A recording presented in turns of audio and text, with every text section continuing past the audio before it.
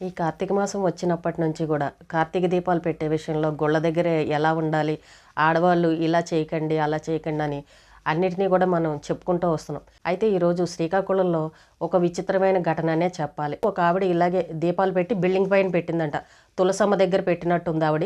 అయితే ఒక కాకి వచ్చి ఆ ఒత్తులను తీసుకుని వెళ్ళి ఆ పక్కింటి వాళ్ళ మీద పెట్టిందంట. మనకు ఊర్లో సహజంగా తాటేకిళ్ళు ఉంటాయి. ఈ సిటీస్లో అంటే అన్ని అపార్ట్మెంట్లు ఉన్నాయి, కానీ తాటేకిళ్ళు ఇంకా కట్టుకునే వాళ్ళు ఉన్నారు. వెలుగుతున్న ఒత్తుని తీసుకువెళ్ళి కాకి వాళ్ళ ఇంటి మీద పెట్టింది. వాళ్ళ ఇల్లు ఒక్కసారిగా అంటుకుపోయింది. ఆ ఇంటితో పాటు పక్కనున్న ఇంకో 2 పూరిళ్ళు కూడా అంటుకుపోయి కాలి బూడిదైపోయాయి. పాపం వాళ్ళు చూస్తే ఒక ఆయన అందులో కౌలు రైతంట. 1,00,000 బయట అప్పు తీసుకొచ్చి ఇంట్లో క్యాష్ పెట్టాడంట. ఆయన పొలానికి పెట్టుబడి పెట్టాలని చెప్పేసి మందులు కొనడం కోసమని ఆ డబ్బు తీసుకొచ్చి ఇంట్లో పెట్టాడు. మొత్తం పాపం బట్టలతో సహా అన్నీ కాలి బూడిదైపోయాయి. ఎవరిని అంటాం అక్కడ తప్పు? అక్కడ కాకిని అనాలా, దీపాలు పెట్టిన వాళ్ళని అనాలా? ఈ సిటీస్లో అయితే ఎక్కువగా కాకులు కనిపించట్లేదు, కానీ మనకి పల్లెటూళ్ళలో ఇప్పటికీ కాకులు ఉంటూనే ఉంటాయి. బయట గిన్నెలు కడగడానికి వేసామంటే స్పూన్లు ఎత్తుకెళ్ళిపోతాయి, కాఫీ గ్లాసులు ఎత్తుకెళ్ళిపోతూ ఉంటాయి, ఏది పడితే అది చెల్లాచెదరు చేసేస్తూ ఉంటాయి. అసలు కడిగే అంతసేపు కూడా అవి ఉంచవు అక్కడ ఏవి కూడా. తినడానికి ఏం దొరుకుతాయా అని వెతుక్కుంటూ ఉంటాయి. అలాగే వీళ్ళు కూడా పాపం దీపాలు పెట్టినట్టున్నారు. దాని మీద ఏదైనా డూమ్ లాంటిది పెట్టుంటే బాగుండేది. అలా ఖాళీగా తులసమ్మ దగ్గర పెట్టేసరికి ఆ కాకి వచ్చి ఆ ఒత్తుని తీసుకువెళ్ళిపోయి పక్కింటి వాళ్ళ మీద పెట్టింది. ఎంత ప్రమాదం జరిగిందండి. వాళ్ళు అసలే లేని వాళ్ళు ఇంట్లో వస్తువులు సామాన్లు, ఒక అరకాసు బంగారం ఉంటే బంగారం అవన్నీ కాలి బూడిదైపోయాయి. ఇప్పుడు ఎవరినంటారు చెప్పండి? కొంచెం మనమే జాగ్రత్తగా ఉండాలి. మా చిన్నప్పుడు కూడా ఇలాగే జరిగింది. బయట తులసమ్మ దగ్గర దీపాలు పెడితే ఆ ఒత్తు తీసుకువెళ్ళిపోయి ఇంటి మీద పెట్టింది. కాకపోతే ఏంటంటే వెంటనే చూసుకొని నీళ్లు పోసి ఆర్పేశారు. ఈ కాకులు ఏంటంటే అవి తులసమ్మ దగ్గర పెట్టిన ప్రసాదాలు అవి వెతుకెళ్ళిపోతూ ఉంటాయి. కొంచెం జాగ్రత్తగా ఉండండి పల్లెటూళ్ళలో ఉండేవాళ్ళు. ఇప్పటికీ కూడా అందరూ సిటీలో లాగా అందరికీ బిల్డింగ్లే ఉండవు కదా, పూరగుడిసెలో ఉండేవాళ్ళు కూడా ఉంటారు. లేదు అని అంటే గడ్డివాములు వేసుకున్న వాళ్ళు ఉంటారు, గేదెల పాకలు ఉంటాయి. ఇలాంటి వాటిపైన ఈ కాకులు తీసుకువెళ్ళి పెట్టాయనుకోండి, మన పనిలో మనం ఉంటాం, చూడలేకపోతాం, అక్కడ ప్రమాదం జరిగే పరిస్థితి. ఈ దీపాలు పెట్టే విషయంలో జాగ్రత్తగా చూసుకోండి. మీరు ఎక్కువ దీపాలు మాత్రం పెట్టకండి. ఒకవేళ దీపం పెట్టినా దాని మీద ఒక డూమ్ లాంటిది ఏదైనా పెట్టారనుకోండి, కాకి తీయడానికి ఉండదు. ఇప్పుడు మనం ఆ కాకిని తిట్టలేము, పెట్టిన వాళ్ళని అనలేము. కాకికేమో అది దానివల్ల ప్రమాదం జరుగుతుందని కాకికి తెలియదు. ఈ పెట్టిన వాళ్ళు ఏమంటారని అంటే, మేము పూజ చేసుకుని దీపం పెట్టాం, కాకి తీసుకువెళ్తుందని మాకేం తెలుసు అని వీళ్ళు అంటారు. ఈ దీపాలు పెట్టే విషయంలో జాగ్రత్తగా ఉండండి ఆడవాళ్ళు. ఎక్కడో జరిగింది మనకు జరగదులే అని మాత్రం దయచేసి ఎవరూ నిర్లక్ష్యంగా ఉండకండి. అయితే నిన్న కార్తీక వన సమారాధన అని మేము కూడా భోజనానికి వెళ్తే ఆ టెంపుల్ దగ్గర పెట్టారనమాట. అక్కడ ఉసిరి చెట్టు, రావి చెట్టు, మారేడు చెట్టు ఇలా చెట్లన్నీ ఉన్నాయి. అందరి తాపత్రయం ఏంటనంటే ఉసిరి చెట్టు కింద ఎలా అయినా సరే కార్తీక మాసంలో భోజనం చేయాలని తాపత్రయం. చాలామంది ఏం చేశారు, ఇంటి దగ్గర వంట చేసుకుని తెచ్చుకుని ఆ ఉసిరి చెట్టు కింద కూర్చొని చాప వేసుకుని అందరూ భోజనాలు చేస్తున్నారు. అయితే అక్కడ అదే సమయంలో ఇక్కడ భోజనాలు పెట్టేసరికి ప్లేస్ సరిపోలేదు. ఎక్కువ మంది జనాలు వచ్చేసారు. ఆ చెట్టు కిందే వడ్డించడం, ఆ చెట్టు కిందే అందరూ కూడా నిలబడి భోజనాలు చేస్తున్నారు.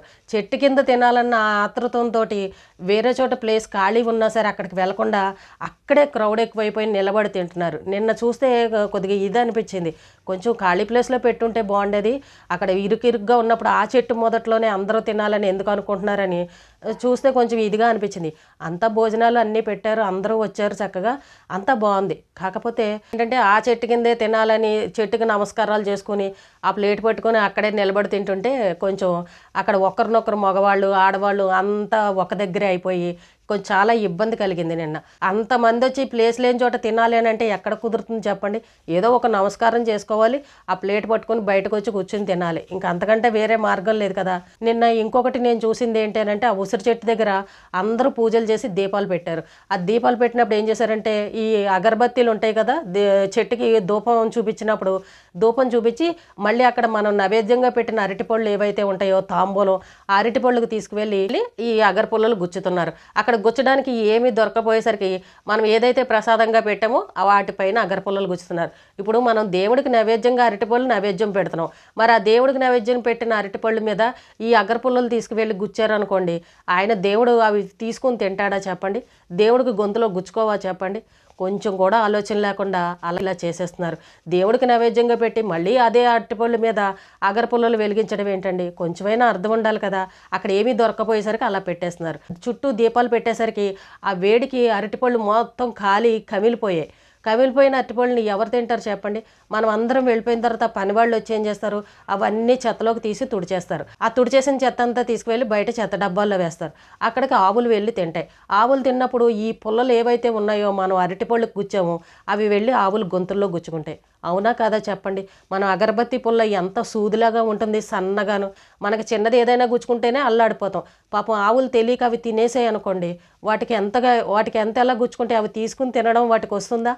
ఇలాంటివన్నీ కూడా కొద్దిగా గమనించుకోండి. ఆ దీపాలు ఎక్కువ పెట్టేసరికి అరటిపళ్ళు తినడానికి కూడా పనికి రావట్లేదు, నల్ల బొగ్గుల్లాగా అయిపోతున్నాయి. కాబట్టి కొంచెం మీరు నైవేద్యం పెట్టేటప్పుడు కొంచెం చూసి పెట్టండి. అక్కడ చోటు లేదని చెప్పేసి ఇరికిరిగ్గా పెట్టేస్తున్నారు. కొంచెం దూరంగా పెట్టండి, పోయిన నష్టమేం వచ్చింది? ఇప్పుడు మనం పాడేసే అరటిపళ్ళన్నా అది ఎవరో ఒకళ్ళు ప్రసాదంగా అన్నా తినాలా, పని వాళ్ళన్నా లేదు అని అంటే ఆవులో ఏవో ఒకటి తినాలి. దేనికి పనికి రాకుండా అక్కడ పాడేస్తే ఏంటి ఉపయోగం చెప్పండి?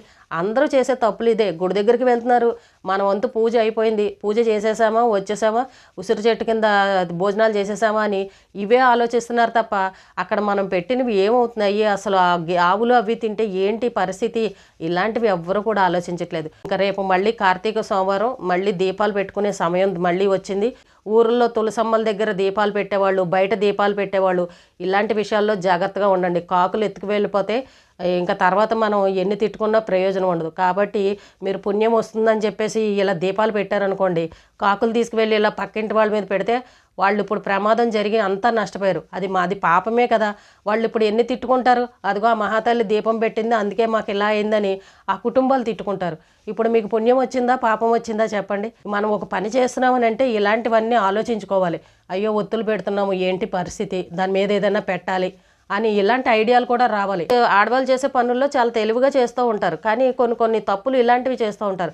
దానివల్ల ఎదటి వాళ్ళకి ప్రమాదాలు జరుగుతాయి. మనం ఎప్పుడైనా సరే ఒక పని చేసామని అంటే ఎదటి వాళ్ళకి నష్టం జరగకూడదు, ప్రమాదం జరగకూడదు. గుడికి వెళ్ళినా సరే జాగ్రత్తగా దీపాలు పెట్టండి, అరటిపళ్ళకి అగరబత్తి పుల్లలు వెలిగించకండి. అలాగే ఇంటి దగ్గర తులసమ్మల దగ్గర బయట దీపాలు పెట్టేటప్పుడు కూడా జాగ్రత్తగా గమనించుకోండి. దీపం వెలిగినంతసేపు మీరు అక్కడే కూర్చోండి, లేదు అని అంటే దానిపైన డూములు అలాంటివి ఏదైనా సరే పెట్టండి. మనం పుణ్యం రావాలని చెప్పేసి పూజలు చేసి దీపాలు పెట్టామని అంటే పక్క వాళ్ళకి హాని కలిగిందనుకోండి, అది ఎంత మహాపాపం చెప్పండి? కాబట్టి ఆడవాళ్ళందరూ ఇలాంటి విషయాలు కొంచెం గమనించుకోండి.